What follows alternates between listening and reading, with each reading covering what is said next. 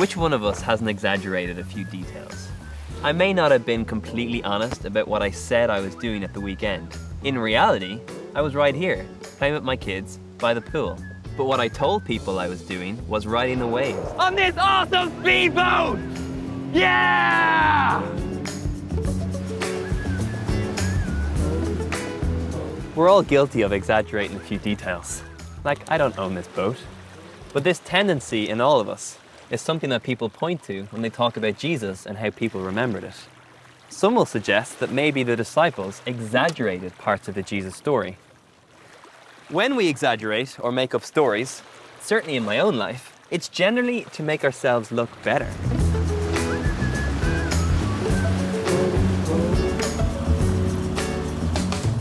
So, could the disciples have made up the life of Jesus, or could they exaggerate a bit?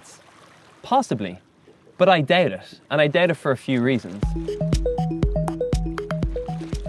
Firstly, throughout the Gospels, we find these distracting and seemingly irrelevant details that point to them being eyewitness accounts, that wouldn't match up with fiction writing of that era.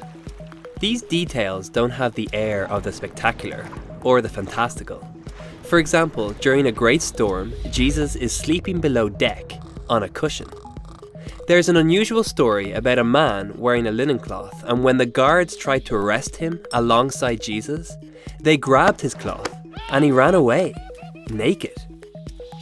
Jesus calls out to Peter, whose boat is about 100 yards from shore, and they catch 153 fish. It's weirdly specific. They sound more like the insignificant tidbits that come from remembering rather than made-up storytelling.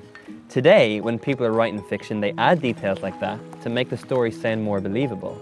But that type of writing didn't even occur until the 18th century. Besides, if the disciples were doing that, that means they are intentionally lying. And do they have a motive for that?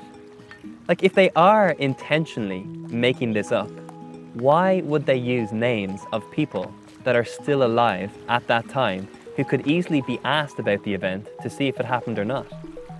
We read stories of Jesus in different parts of the Bible, like when Jesus testifies before political leaders Herod and Pontius Pilate. He meets privately with a man called Nicodemus.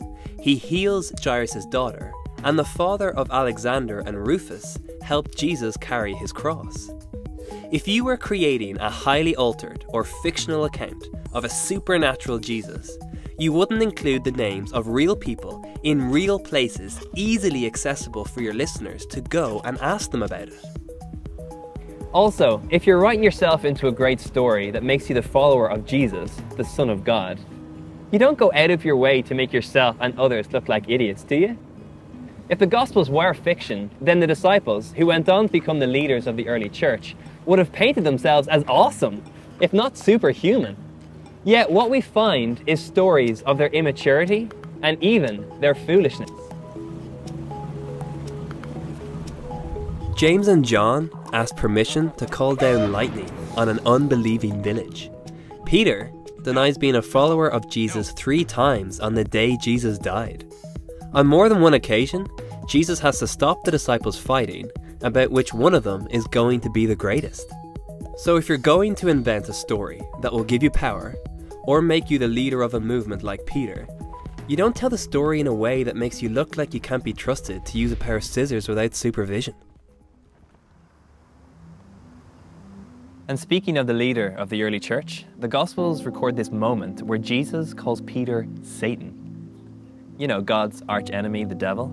You can be sure that if Jesus called me Satan to my face, I wouldn't be tweeting about it, but it's in there because presumably it actually happened. Finally, if you're making up a story about Jesus being the Son of God and walking among us, why would you emphasize his humanity? Why would you say that he grew tired and hungry? Why would you invent a story about him weeping and sweating blood as he prays not to be crucified? Why would you invent a story of Jesus being killed in the most gruesome, brutal, and humiliating way possible? And if the disciples did invent such a story, why does history tell us that they died defending it?